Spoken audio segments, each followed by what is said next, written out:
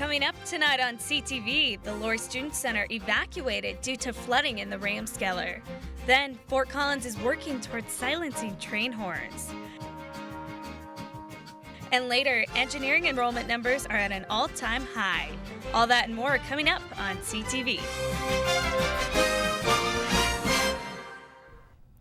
Good evening and welcome to CTV on this Thursday, January 30th. I'm Wayne Stafford. And I'm Mackenzie O'Keefe. The Student Center was evacuated on Wednesday afternoon due to a water sprinkler pipe break in the popular on-campus bar, the Ramskeller. Witnesses say gray water broke through the west wall that was boarded up due to construction. No students were injured and there was only minimal damage to the skeller. Officials say they will still be opening on regular hours Thursday morning. With the development of the MAX bus transport, the city of Fort Collins has been making plans to silence the train horns in the city. Roughly 15 trains a day barrel down the Mason corridor, and the required 100 decibel blast from their horns can be a nuisance to those living and working in the area. Since 2005, the city of Fort Collins have been researching and making plans for the development of quiet zones.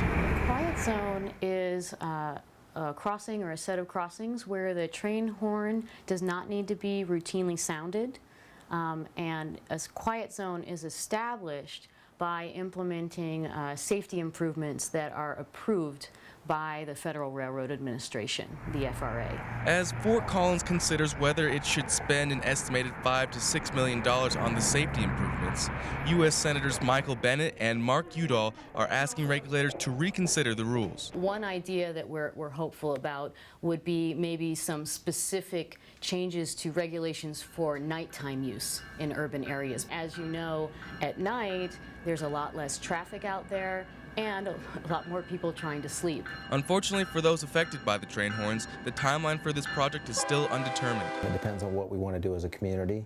It depends on if, from a policy perspective, if Senators Bennet and Udall have any impact at all at the federal level. We continue the dialogue with the FRA and with the railroads to the greatest degree that we can. Regardless of the obstacles, the city leaders still strive forward with the community in mind. We're committed to looking at our options, and if there's a way that we can make the conditions better for the community, we will. A funding source has not yet been identified for this project. Doing the analysis and conceptual design now will help ensure the city is ready for implementation should a funding source become available.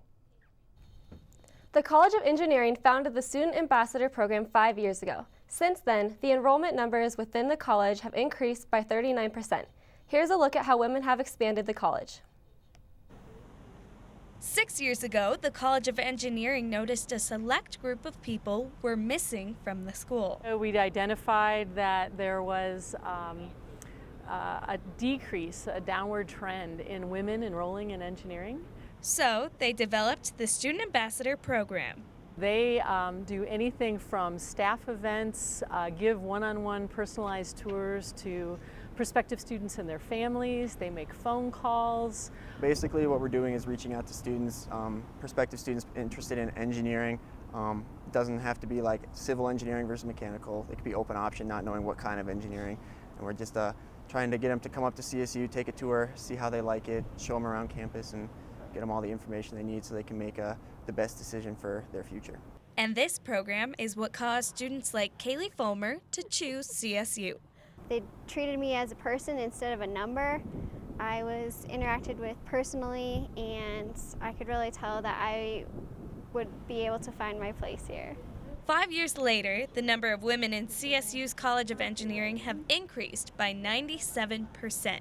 I think that having the ability to ask questions of a current student in engineering that's a woman is a real advantage because they get to ask those tough questions that a guy can't answer. We try and just make sure that we pair them up with our female student ambassadors so that they feel like they're not alone when they're coming to engineering or starting out in such a male-dominated field. In Fort Collins, I'm Lena Howland reporting for CTV News. The College of Engineering is expecting even more growth within the next few years due to the recruiting success of their first Student Ambassador Program. Coming up next, Ashley Wallinger is here with your weekly weather update. And then a look at how students are able to get excused from class for religious reasons. Bring out the action hero in you.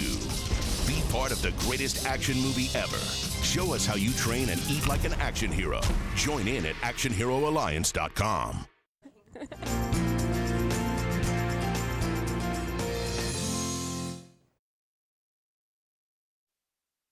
The snow has moved out of our area for now, but the mountains are still getting hit hard.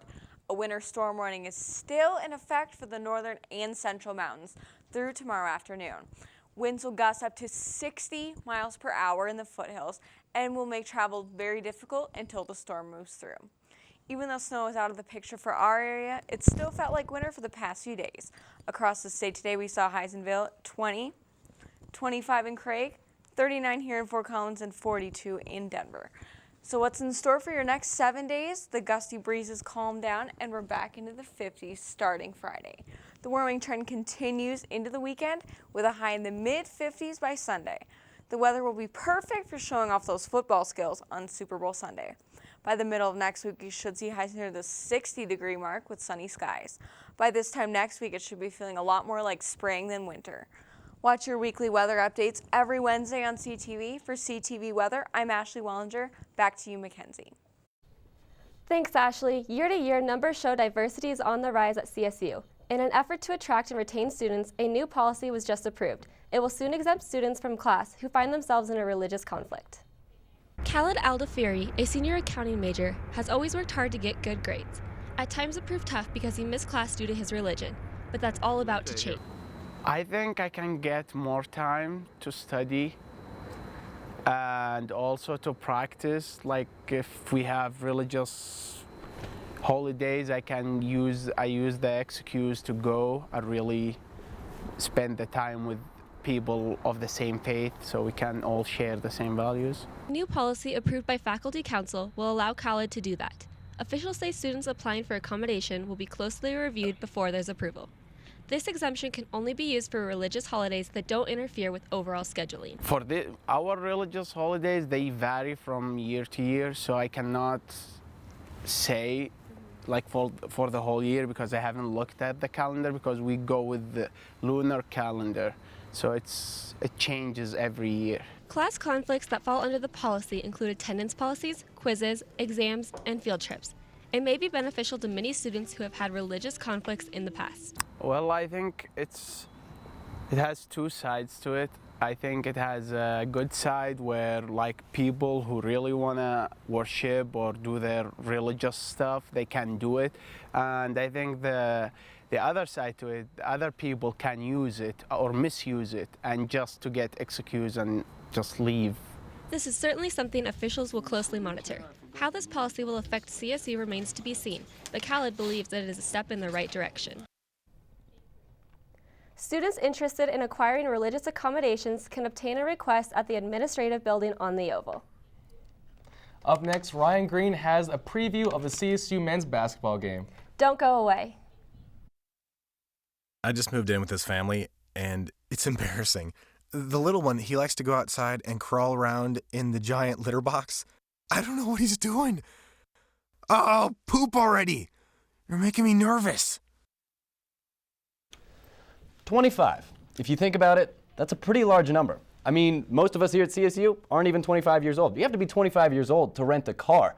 But I'll tell you what, the CSU Rams men's basketball team has a chance to win 25 straight home games tonight against the Boise State Broncos. 25 straight wins is something truly impressive, and it is the fourth longest home winning streak in the entire nation. Streak started all the way back on November 19th of 2011, their last loss at Moby.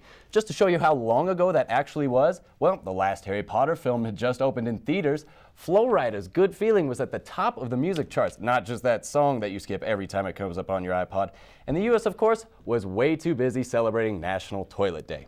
The Rams played like they were in a toilet that day, losing by 21 points to Southern Mississippi and their current coach, Larry Eustace. The Rams are currently playing the Broncos right now at Moby. Second half is just getting underway. Rams leading 33-20. Pierce Horna leading the Rams at all major categories. Let's move on to Super Bowl Sunday. One of the biggest stories of the playoffs this year was how Ray Lewis's last chance at winning a Super Bowl was this year. Lewis said he would retire at the end of the season. Well, unfortunately this week, Lewis is in the news for something other than the Super Bowl. Lewis was hurt a majority of the season, and now according to Sports Illustrated, Lewis took an illegal substance to help him get back on the field much sooner. But it may not be a substance you've ever heard of. Lewis was taking deer antler spray. Not a typo, I swear. Deer antler spray. Apparently the spray has some type of human growth hormone in it. Lewis has of course denied that he used it at all. But you know what? Now that you mention it, I think I saw some evidence of the effects of the antler spray when he played the Broncos here in Denver. Let's take a look. Let's see if we can. Yeah, you know what? Now I see it. I think I see that he definitely. I don't know how I missed that before. Well, you know what? Speaking of Ray Lewis, Denver Mayor Michael Hancock made a bet with Baltimore Mayor Stephanie Rawlings Blake on the winner of the Ravens-Broncos playoff game. I still don't want to talk about that. Since the Broncos lost, Hancock had to do Ray Lewis's famous pregame dance. Luckily for us, he made us a video. So hot in here, so hot in oh.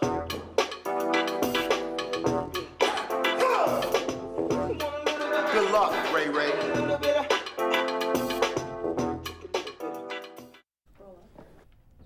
Wrong. Prompter. Go,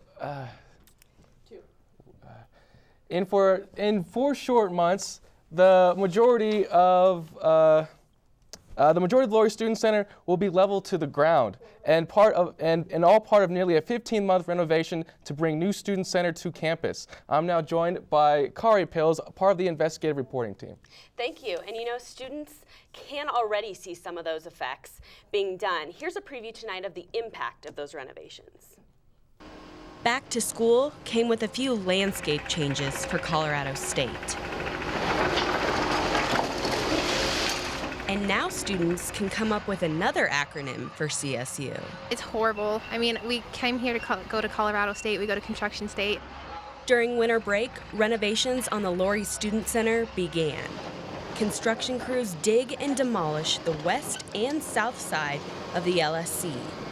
This preliminary construction is the first of nearly 15 months of work to take out the old and bring in the new.